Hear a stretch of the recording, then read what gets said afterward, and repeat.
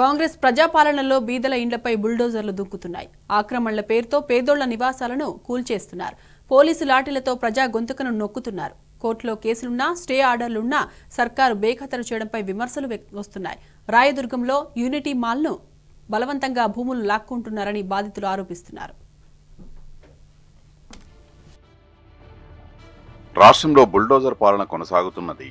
హైదరాబాద్ రాయదుర్గంలో ఎన్నో ఏండ్లుగా నివాసముంటున్న పేదల ఇండ్లను సైతం బుల్డోజర్లతో కూలగొట్టడం ఇప్పుడు చర్చనీయాంశమైంది. నోటీసులు ఇవ్వకుండా తెల్లవారి 7 గంటలకే అధికారులు భారీగా పోలీసు బలగాలతో మోహరించి కోర్టు స్టే ఉన్న స్థలంలోనూ నివాసాలను కూలగొట్టడంతో ఆ కుటుంబాలు రోడ్డున పడ్డాయి. కోర్టులో కేసులు, స్టే ఆర్డర్లు ఉన్నప్పటికీ ప్రభుత్వం వీటిని బేఖాతరు చేయడంపై విమర్శలు వస్తున్నాయి.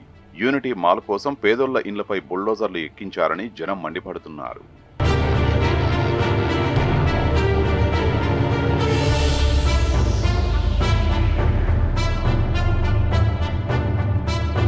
శేరిలింగంపల్లి మండలంలోని రాయదుర్గంలో సోమవారం కూల్చివేతలు జరిగాయి.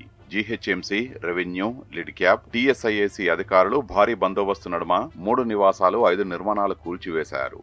ఈ సందర్భంగా అక్కడ ఉద్రిక్త వాతావరణం నెలకొన్నది. ఇళ్లలో ఉన్న సామాగ్రి అంతటిని బయటపడేసి అధికారులు కూల్చివేతకు పాల్పడ్డారు. తమను నిర్బంధించి మరీ ఇండ్లను కూల్చివేశారని బాధితులు ఆవేదన వ్యక్తం చేస్తున్నారు. తాత ముత్తాతల కాలం నుంచి తాము ఈ ఇండ్లలోనే ఉంటున్నాం. ఏటా జీహెచ్ఎంసీకి ఆస్తి పన్ను, కరెంటు బిల్లులు చెల్లిస్తున్నామని బాధితులు చెబుతున్నారు. పైగా ఈ భూమికి సంబంధించి కోర్టు స్టే కూడా ఇచ్చింది.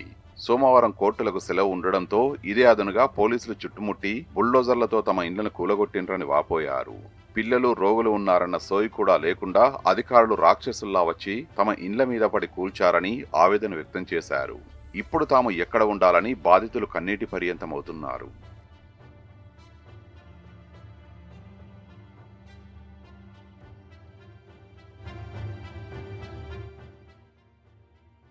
రాయదుర్గం 1 నుంచి 41 వరకు ఉన్న సర్వే నెంబర్లలో 37.01 ఎకరాల భూమి ఉన్నది.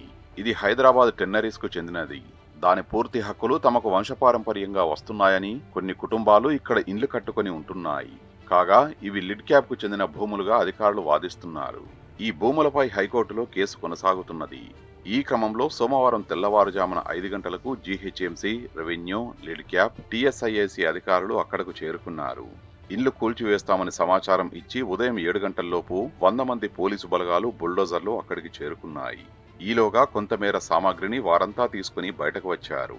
7 గంటల ప్రాంతంలో కూల్చివేతలు మొదలు కావడంతో బాధితులు లబోదిబోమని అడ్డుకునే ప్రయత్నం చేశారు. పోలీసులు తమను పక్కకు తీసుకెళ్లి కదలకుండా చుట్టూ మోహరించినట్టు బాధితులు తెలిపారు. గంట వ్యవధిలోనే 3 ఇండ్లతో పాటు సమీపంలోని 5 నిర్మాణాలను నేలమట్టం చేశారు.